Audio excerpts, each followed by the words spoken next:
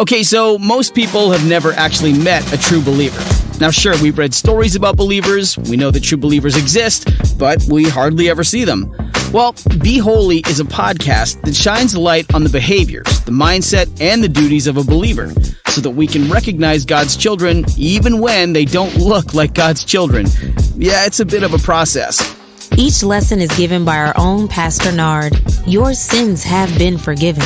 All you have to do is believe it, and God will help you through your journey. You've traveled long enough without Him. Today on Be Holy. Unfriendly people and fools have something in common. Hey, how's everybody doing? How you feeling? Listen, today is a wonderful day. Today is a splendid day. Today is going to be a wonderful and even more splendid day. It is right now, but it's just going to continue to be better. You know, it's a good day and it's going to be better. By the end of the day, God's going to show you something and give you something that you can use for the rest of your life. If we listen, you know, I'm not talking about me. I'm not talking about the broadcast. I'm talking about God individually giving everyone something that they can use for the rest of their life. If we listen today, it's just the way it is. God is like that. Listen, you might not have done everything you're supposed to do. You might not be doing everything that you're supposed to be doing. But God still hasn't banished you from the earth. He hadn't taken you from the earth. You're still living. You have one more day to try to get it right. One more day. Somebody say one more day to get it right. And that's all you need is a few minutes, a few moments, a few hours to get it right. And God is He's doing that. He's allowing us to view where we are and make changes. Every Sunday, I tell the people, you can change. And you can. All you have to do is start changing. Change the way you think, change what you do. And just start changing, man. God will help you if you want to be helped. Now, today we're talking about unfriendly people and fools, and they have a lot in common. They do. And we're going to read here at Proverbs chapter 18 or Proverbs 18. Verse number 1 says this: unfriendly people care only about themselves. Is that you? Is that me? You know, we're saved and we're sanctified and we're listening to Be Holy. We're doing what's right. We're going to choir rehearsal. We're going to church every Sunday. But do we actually only care about ourselves? That's something that we really need to ask ourselves. That's not something that we go to tear somebody else down. No, ask yourself that. Do you only care about yourselves? And here's a way to tell whether you only care about yourself. If you lash out against common sense, like it says here, unfriendly people care only about themselves. They lash out at common sense. Do you lash out at common sense? Somebody could say 2 + 2 is 4, and because you just want to be contrary. And I understand that certain people are just like that. No. 2 + 2 is not 4. 2 + 2 is 5. I don't know. Listen, it's so many other things that you can do. People can say, hey, don't do this and don't do that and don't do the other, because that's actually wrong to do that against the person. And it's common sense, you know, like you might not want to kill people, you know. Some people say, well, what about in self-defense? I'm just see, now you're fighting against common sense. If you're in a store and you have a chance to steal something because no one's around, and somebody says, hey, don't do that. Don't take it from the store, because if you steal from the store won't make money and the store won't be around for us longer. You know, sooner or later, they're going to have to shut their doors because they're losing too much money. And because you're contributing to the closing of the store through your stealing, let's not do that. Forget about what, you know, God's commandment was. Let's just not do it for our own sakes. Let's not steal because it ruins our surroundings. And that's common sense. Well, if you're fighting against that, you know, then you might only be thinking about yourself. You're an unfriendly person. You're an unfriendly person when you can do things against people and then you fight against the common sense of it. You get it? You're unfriendly. I saw a movie the other day where there was a question asked in the movie, and it said, "Are you always this unfriendly? Are you always fighting against common sense? Do you always do that? Can't anyone tell you anything?" Unfriendly. You might be an unfriendly person if you're always fighting against common sense. They lash out against common sense. They lash out. I mean, they jump out at, they don't just slowly move towards going against the common sense. No, they lash out against it. You know, I can give a bunch of political examples how people lash out against common sense, but that's not a political broadcast. We're talking about what God has to say and how we can utilize what God says in our everyday lives. And it's not for me to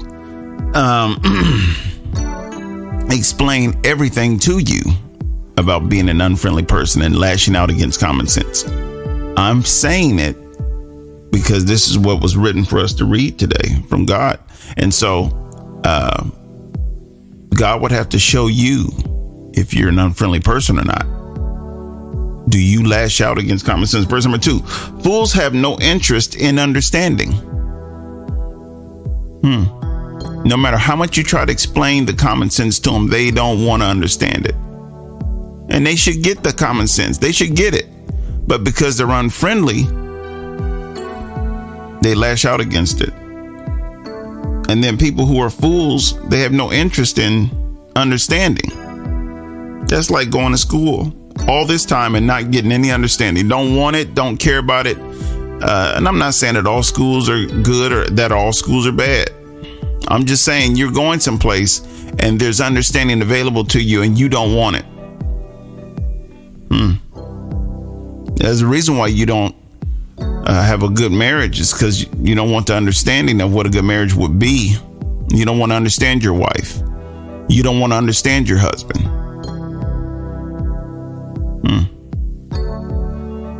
They only want, this is the second part of verse number 2. They only want to air their own opinion. And listen, it didn't say that you couldn't air your opinion. The problem is that you only want to air your opinion. You only want to air your opinion. Only your opinion matters.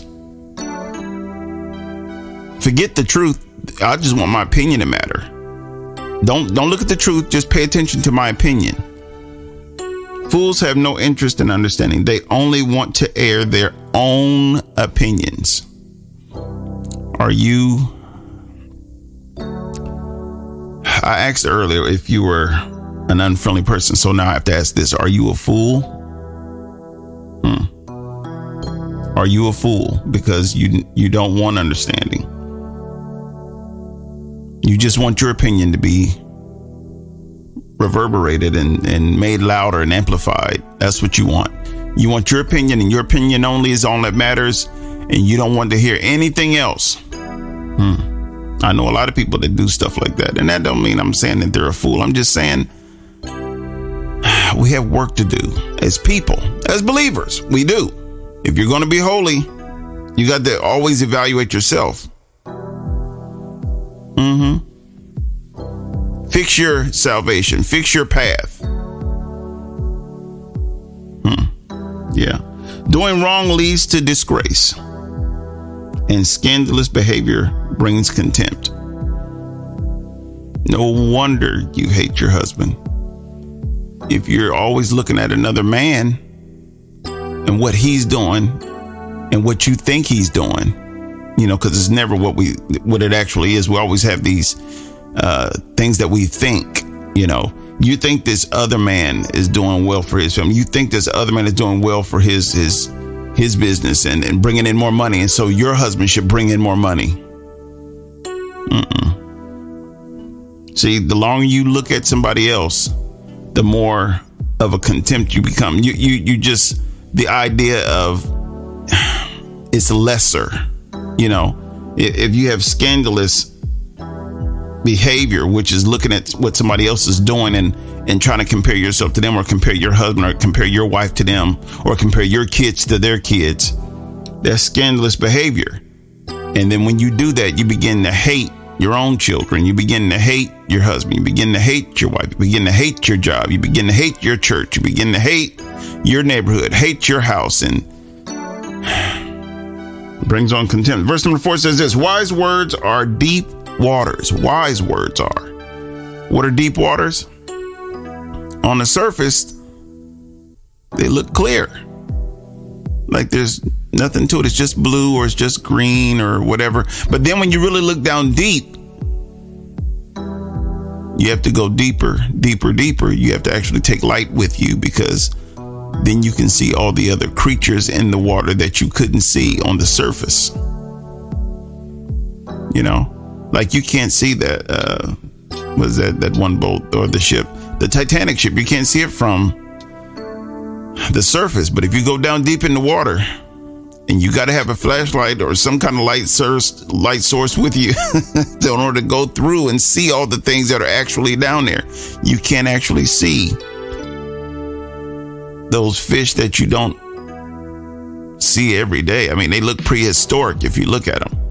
Some fish don't even have eyes down there. They don't need them. It's darkness. That's what deep water is. It's clear on the top. And it seems simple, you know, but when you get down deeper into the waters, you understand a whole lot of other things that have gone on or that have happened in that water. You're looking at it as, oh, it's just a vacation, or look how I'm look at the sea. Oh, that's just wonderful. But if you look underneath the water, you'll see other things that have happened in that water. And you might not be so comfortable after that. When you get into deep waters, you don't get comfortable. So when you get into wisdom and wise words, they don't let you feel comfortable. You begin to change on the inside because you're asking yourself, is that me? Am I doing that? Wisdom flows from the wise like a bubbling brook. They just continue to come. The wise words just continue to come out of them.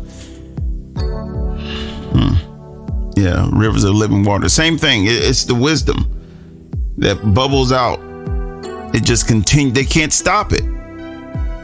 Wisdom does that. The wisdom comes out of them, which means that they live in the deep waters. Then they're used to seeing deep waters. They're used to living in deep waters. And so everything that comes out of them is wisdom. Wisdom comes out like bubbling brook, like a bubbling brook. Wise words are like deep waters. They look clear on the top, but if you get down in them, you'll understand what they really mean. So the Bible is like wise words. It's clear on the top, but when you ask God, he'll give you the deep understanding. Well, how did you feel about today's lesson? Speak with us at beholy116@gmail.com. Share Be Holy with a friend, a colleague, or someone who needs it. Connect with us today at beholy116@gmail.com. Your support of Be Holy is greatly appreciated. Simply text the word GIFT to 614-363-6133. And if you're ever in Columbus, Ohio, give us a visit. Come visit us. Brought to you by the First Church of Christ Apostolic Way, a small church with a big heart.